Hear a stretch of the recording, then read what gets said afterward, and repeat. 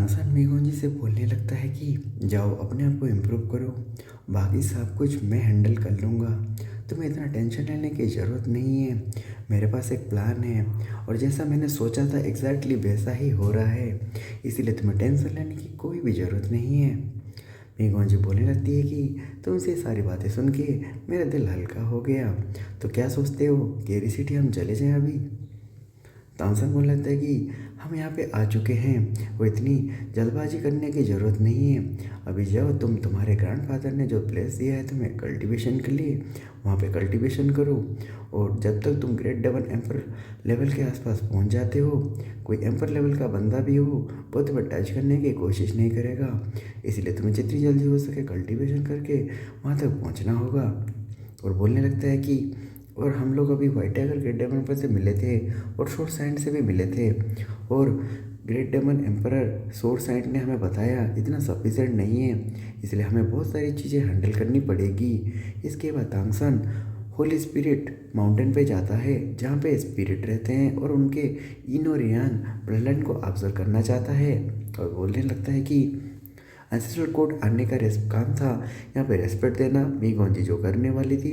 और दूसरी चीज़ है, मुझे ये स्पिरिट माउंटेन पे आना था जहाँ पे मुझे ब्लड लाइन को ऑब्जर्व करने के बाद मेरी ब्लू सिल्वर एम्पर को थोड़ा स्ट्रॉन्ग बनाना था। जैसे कि फ्यूचर में जब मैं इंग और यांग को फ्यूजन करूं और इसको सुपर ब्लड लाइन बनाऊं तब ये बहुत अच्छे से काम आए, ये टूट ना जाए, इसीलिए वो यहाँ आना चाहता था। और ऊपर से तांगसन ने भी देख के रखा था एक भाजरा हेवनली स्पिरिट एम्पर मेटेरियल क्लान है जहाँ पे वो इतने स्ट्रॉन्ग प्लांट टाइप होते हैं कि यही बेस्ट ऑप्शन है। इसकी ब्लड लाइन को अगर वो ब्लू सिल्वर प्लांट पे भी मिला दे और इंग और यांग ब्लड लाइन को मिला दे, एक स्ट्रॉन्ग सुपर ब्लड लाइन बन सकता है। दूसरी तरफ एक मंथ बीत जाता है व्हाइट टाइगर होटल पे, तानसन आ गया होता है। मेघौजी पूछ रही होती है तुम आ गए हो? तानसन बोलते हैं हाँ। अब हम इग्नोर नहीं कर सकते आंसरल कोड की हॉस्टाइल को जो कि ह्यूमन की तरफ वो कर रहे हैं। वो बोलने लगता है कि मैं ब्लू सिल्वर मैं एंडलेस ब्लू सी को जाना चाहता हूँ, वहाँ पे एक प्लेस ढूंढने के लिए। मीगोंजी को लगता है तांगसन यहाँ पे अपने ट्रिबुलेशन करने वाला है, तो वो पूछने लगती है क्या तुम अपने ट्रिबुलेशन को करना चाहते हो? तांगसन बोल लेता है कि नहीं, अभी ह्यूमन सेटलमेंट कैरी सिटी में बहुत ज़्यादा बढ़ रहे हैं, इसी वजह से ये कैरी सिटी और एंसेस्ट्रल कोड के लोगों के आंखों में आएगा जिससे प्रॉब्लम होगा, इसलिए मुझे जितनी जल्दी हो सके एक सुइटेबल लोकेशन ढूंढना होगा। मीगोंजी बोलने लगती है कि वहाँ तो काउंटलेस आइलैंड होंगे ना, क्या तुम फाइंड कर पाओगे? और क्या ह्यूमन को हम रिलोकेट कर सकते हैं? और क्या सब लोग इसमें राजी हो जाएंगे और सी क्लैन भी इसमें कोई प्रॉब्लम नहीं करेगा? तानसन बोलने लगते कि तुम क्या भूल जा रहे हो, मैं सी गॉड हूँ और मैं वहाँ जाऊँगा, लोगों से बात करूँगा, तुम बस सप्लाई और चीज़ों को ठीक रखो, सी वगैरह ठीक रखो जिससे कि ह्यूमन लोगों को हम वहाँ पोर्ट पहुँचा सके। मीगोन जी बोलती है अगर ठीक है ऐसा है तो मैं कर लूँगी, तुम अपना ख्याल रखना। तानसन भी चला जाता है। इधर डीप और एंडलेस ब्लू सी की तरफ दिखाया जाता है जहाँ पे तानसन आ गया होता है और सोच रहा होता है कि बहुत सारे लोगों के लिए मुझे बहुत बड़ी आइलैंड की ज़रूरत है। फिर अपने ट्राइडेंट मार्क को एक्टिवेट करता है, एक्टिवेट करके जगह को ढूंढने की कोशिश करता है और ढूंढते ढूंढते एक जगह भी पा लेता है और वहाँ तेज़ी से जाता है। उस प्लेस को देखकर काफ़ी खुश हो जाता है, लेकिन उस प्लेस के अंदर जैसे ही पहुंचता है वो देखने लगता है कि बहुत सारे वहाँ पे जो बीस्ट होते हैं वो मरे पड़े होते हैं और सोचने लगता है कि ये कैसा है। वो फिर अपनी हेवनली स्पिरिट आई को एक्टिवेट करता है। जैसे एक्टिवेट करता है उसके ऊपर बहुत सारा मिस फॉर्चून गिरने लगता है। वो फिर बोलने लगता है कि क्या यही यही है कि यहाँ के स्पिरिट और डेमन रोज चाहते हैं उनके अलावा जितने भी यहाँ पे रेसेस है वो मारे जाएं? क्या यही एंसेस्ट्रल कोड जो कि यहाँ पे सब कुछ ठीक कर रहा है, अपने आप रेस को छोड़ के सारे रेस को मरने दे रहा है? फिर मन में बोलने लगता है कि अपने टाइटन को एक्टिवेट करके कि यहाँ का जो प्लेन मास्टर है वो भी उसको कोई फर्क नहीं पड़ रहा है, क्या मैं डरता हूँ? फिर अपने पावर को एक्टिवेट करता है। एक्टिवेट करते ही उसका फैंटम उसके पीछे आ गया होता है उसके बाद बहुत सारी सी लेवल की पावर को गैदर करता है।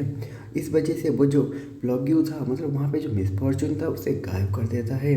वो जगह पूरी तरह से क्लियर होने लगती है। डार्क सर्कल वहाँ से जाने लगते हैं। फिर तांगसन सोचने लगता है कि ये चीज़ तो क्लाइमेट ही चली गई है। एंसेस्ट्रल कोड फिर से जैसे ही फॉर्चून को कलेक्ट करेगा और मिस फॉर्चून को चारों तरफ भेज देगा, ये जगह फिर से प्रॉब्लमेटिक हो जाएगी और बैलेंस नहीं रहेगी। फिर कुछ देर के बाद कोई लोग तांगसन को योर माजेस्टी बोल के बुला रहे होते हैं, और वो लोग जैसे नीचे होते हैं वो सी क्लान के लोग होते हैं। तांगसन वहाँ जाता है तो ये लोग बोलने लगते हैं कि आपकी एक्सीलेंसी, आपने हमारी सी क्लान का मिसफॉर्चून को हटा दिया है। हमारा क्लान आपकी इस चीज़ की वजह से बहुत ज़्यादा खुश है। इस चीज़ की वजह से हमारे बहुत सारे लोग मारे जाते हैं और हर ईयर मारे जाते हैं, और ये चीज़ को जानने में बहुत टाइम लगता है। आपने इस चीज़ को हेल्प किया है और मैंने एक्सपेक्ट नहीं किया था ये सारी चीज़ें फेरी कॉन्टिनेंट के वजह से हो रहा था। क्या आप सच में स्पेसिफाई इसी चीज़ को करने के लिए यहाँ आए थे? तानसेन बोले थे कि ऑनेस्टली मैं बोलूँ, मुझे बुरा लग रहा है बोलने में, पर मैं, आप लोगों ने नोटिस तो किया होगा, मैं एक ह्यूमन हूँ और मैं यहाँ आया था ह्यूमनिटी के सेटलमेंट के लिए। और बोलने लगता है कि मैं यहाँ पे उन लोगों के लिए जगह ढूंढने आया था।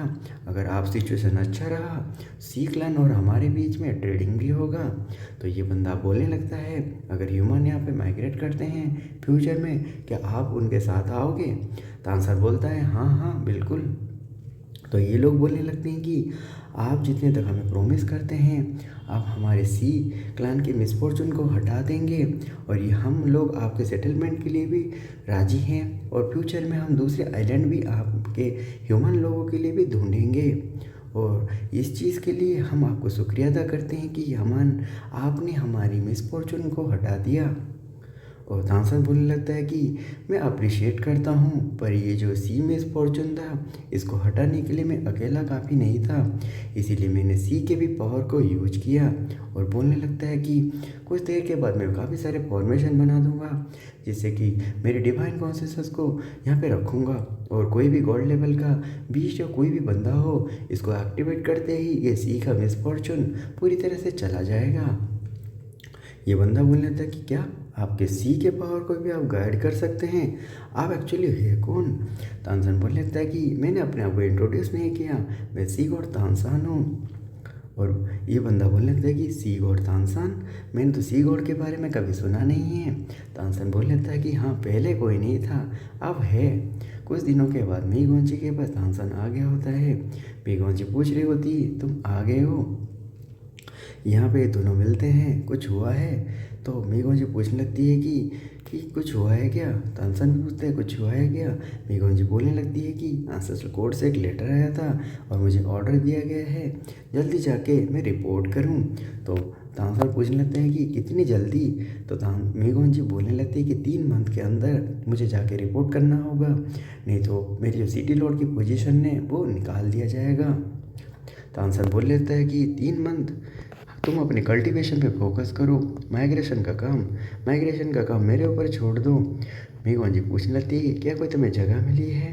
तानसेन बोलने लगता है कि सी क्लान एंडलेस सी पे एक क्लान है जो हम मेरे शर्तों पे राजी हो गए हैं, और अगर अच्छा रहा हमारे साथ ट्रेडिंग भी करेंगे और हमारे लिए अलग अलग जगह भी ढूंढेंगे। मीगोंजी बोलने लगती है कि ये सब कुछ ठीक है, मैंने सीप सब तैयार कर दिया है और भैंसलों को भी तैयार करके रखा है। 1 मंथ काफ़ी है जहाँ पे माइग्रेशन किया जा सकता है। चलो मैं जाता हूँ। तानसेन बोल रहे थे कि रुको जरा, और उसके पास जाते उसे हक कर लेता है। हक करने के बाद मीगोंजी बोलने लगती तुम करना क्या चाहते हो? तानसेन बोल लगता है कि मैं थोड़ा चीयर अप होना चाहता हूँ, तुम मेरी कॉन्फिडेंस हो, तुमसे मैं थोड़ा एनर्जी फूल करना चाहता हूँ। और उसके पास जाता है, उसे हक कर लेता है। कुछ देर तक वो लोग एक दूसरे के पास रहते हैं, थोड़ा जो करना है करते हैं, मतलब किस वगैरह वगैरह जो भी करते हैं। उसके बाद मीगोंजी बोलने लगती है कि टाइम कितनी जल्दी चला गया, हमें टुमारो ही जाना पड़ेगा, 3 मंथ हो गए होते हैं। तानसेन ने बहुत सारे फूड बनाया होता है मीगोंजी के लिए और उसे बोल रहा था इसे खाओ। मीगोन जी बोल रही होती, मुझे तो लगा था तुम खाली कल्टीवेट करते हो, तुम तो बढ़िया फूड भी बनाते हो। तानसेन बोलने लगता है कि सर्वाइव स्किल तो मेरे लिए बहुत अच्छी चीज़ें हैं और दो लाइफ में मैंने एक सब चीज़ें सीखा है। वो बोलने लगता है, तुम चाहो तो अलग अलग फूड भी मैं बना दूँ। मेरे दो दोस्त हुआ करते थे, एक फूड गॉड था, दूसरा आइस फायर मैजिक चीप सेब था। तो उनसे मैंने काफ़ी सारी चीज़ें सीखी है, तुम चाहो तो मैं तुम्हारे लिए बहुत कुछ बना सकता हूँ। मीगोन जी उसे खाती है, फिर बोलती है, क्या सिर्फ मेरे लिए? तानसेन भी बोलता है, हाँ सिर्फ तुम्हारे लिए। उसके बाद खाना खा देने के बाद ये बैठ जाते हैं। फिर तानसेन मीगोन जी से बोलने लगती है, तुम तो, हम लोगों ने ड्रिंक तो किया नहीं, तुम इतना ड्रंक क्यों दिख रहे हो? मीगोन जी बोलती है, खाने में भी तो जहर होता है ना। फिर वो उसे किस करता है। किस करने के बाद मीगोन जी बोल लेते कि तुम बिल्कुल सही नहीं हो। तानसेन बोल लेते कि तुम तो मेरी गर्लफ्रेंड हो गए हो ना, तो किस करना क्या बुरी बात है? और मीगोन जी बोल लेती कि मैं तुम्हारी गर्लफ्रेंड कब हो गई? तानसेन बोलने लगता है कि हम लोग किस करते हैं, एक दूसरे को पकड़ते हैं और हग भी करते हैं, तो क्या ऑफिशियली टाइटल में तुम मेरी गर्लफ्रेंड नहीं हुई? तो मीगोन जी बोलती है, तो मुझे प्रॉमिस करो हम लोग सक्सेस होंगे। तानसेन भी उसे प्रॉमिस करता है। दूसरी तरफ ये दोनों एक दूसरे के पास आते हैं और बोलता है, मीगोन जी बोलती है, अगर सक्सेस हो गए मैं ऑफिशियली तुम्हारी गर्लफ्रेंड बन जाऊंगी। फिर तानसेन भी बोलता है, तो ठीक है चलो किस करते हैं। कुछ दिनों के बाद ये लोग कैरी सिटी के अंदर, मतलब उसके नेक्स्ट डे ही, और यहाँ पे पीको डेमन किंग की क्वीन जो होती है उसे लीडर बुला रही होती है। यहाँ पे लोग भी बोल रहे होते हैं। मीगोन जी बोलने लगती है कि फॉर्मेलिटी करने की ज़रूरत नहीं है, मैं आज आंसेस्ट्रल कोर्ट जा रही हूँ मेरी ड्यूटी के लिए। मेरी एब्सेंस में क्वीन सब कुछ हैंडल करेंगी, जो कि ग्रैंड एल्डर है। सब लोग उनकी हेल्प करना, उनकी बातें सुनना